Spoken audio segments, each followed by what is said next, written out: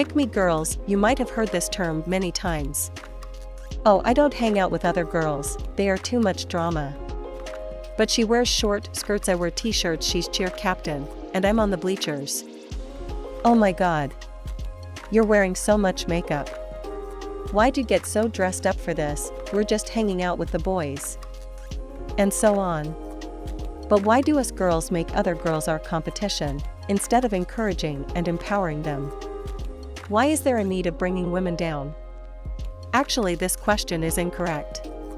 The real question is, why are we made to hate each other? This is done by a concerning amount of women and men as well, though we will specifically talk about women bringing other women down. Your own friends or family might have done it. There is a worrying reason as to why this is encouraged. Let's get into it. Like and subscribe. Essentially, a pick-me girl's main goal is to gain the attention of the men in her orbit by pointing out all the ways in which she stands out from other women and basic feminine interests. Instead, they focus on stereotypically masculine activities and opinions, regardless of whether they truly prefer them. To put it into simple words, pick-me girls put down other women in order to get attention from men around them.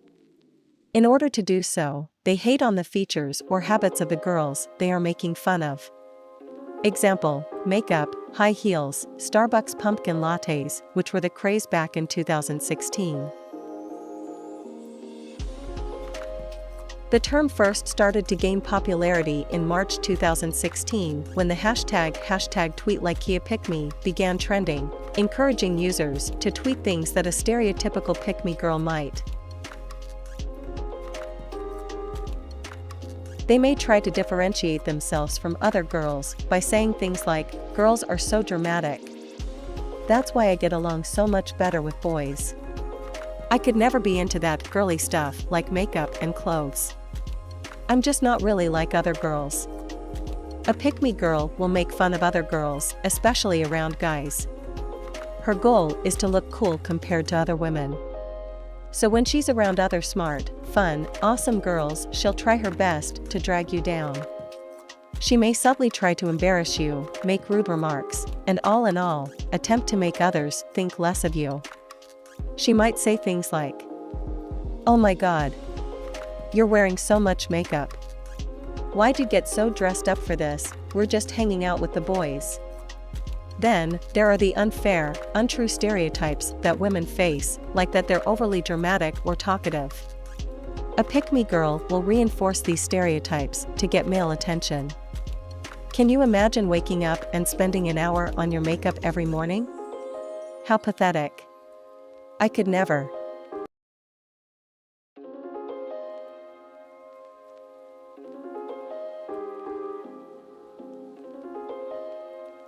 Since misogyny is basically hatred or prejudice against women, these women consciously or unconsciously engage in this. For the pick-me girl, the internalized misogyny may materialize as a subconscious competitiveness.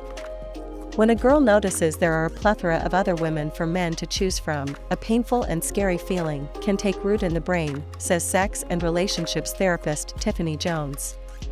To avoid future feelings of rejection, the mentality is born within the girl that if she demeans the concept of a typical woman, most men will pick her out of all the available ones to choose from. According to Jones, pick-me girls seek out male attention in order to feel safe. But in order to prove that other women are non-threatening, they must first invalidate them. The reason why pick-me girls suffer under patriarchy is that they construct their personality, preferences, and appearance to be desirable for men, to be accepted by them, and to be one of them by limiting their true selves. Ironically, they say they don't care about how men think about them, yet they are the ones who make their likes, dislikes, personality, and preferences to match with the men of their circle.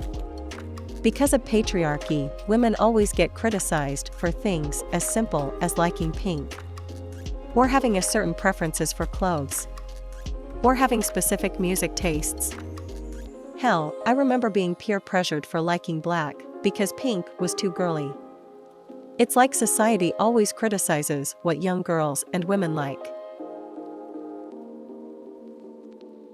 This Cosmopolitan article described it the best. It's a lens on the world that prioritizes, centers, and makes ubiquitous a rigid and stereotyped perspective that men's pleasures and interests are paramount, often at the expense of the needs, wants, or even humanity of others. Here, the pick-me girls in question often prioritize the men around them instead of their own needs. They dress for men's approval, they behave the way they behave to get the men's approval, which is a horrible way of living. They actively involve in contributing this cycle instead of working to dismantle them. Hence, they contribute to the male gaze.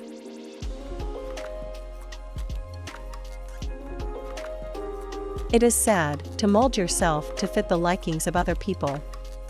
But if you observe the trends of the past carefully, you will see some obvious patterns.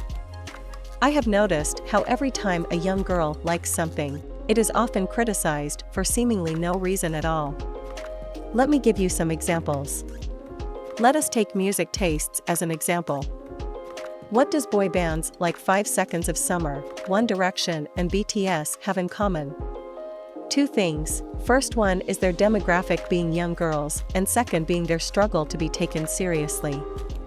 Actually, these two are interconnected more than you think.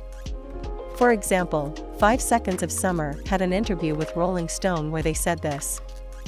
75% of our lives is proving we're a real band, he explained. We're getting good at it now. We don't want to just be, like, for girls. We want to be for everyone. That's the great mission that we have. This alone proves there is stigma around young girls liking anything. More examples are Taylor Swift and Justin Bieber. In the earlier days, they were never taken seriously.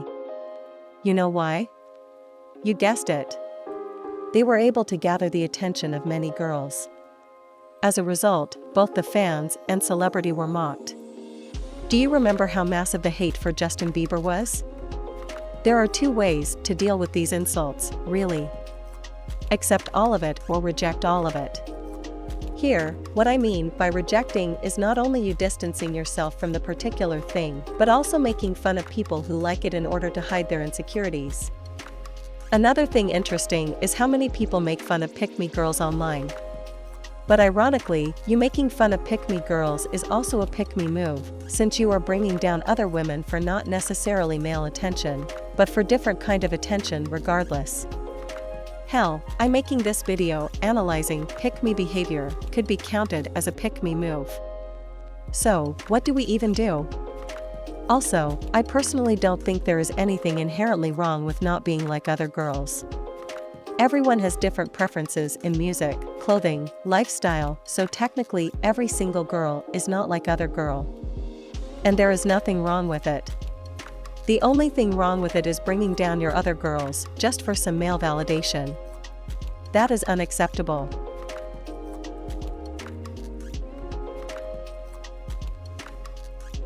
Obviously, there is not a clear solution for this complex and exhausting phenomena.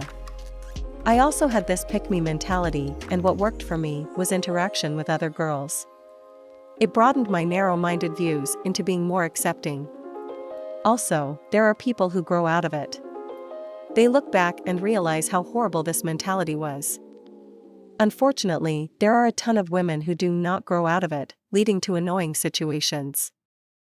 Maybe questioning their mentality, not in a mocking way, but for genuinely knowing as to why they think the way they do.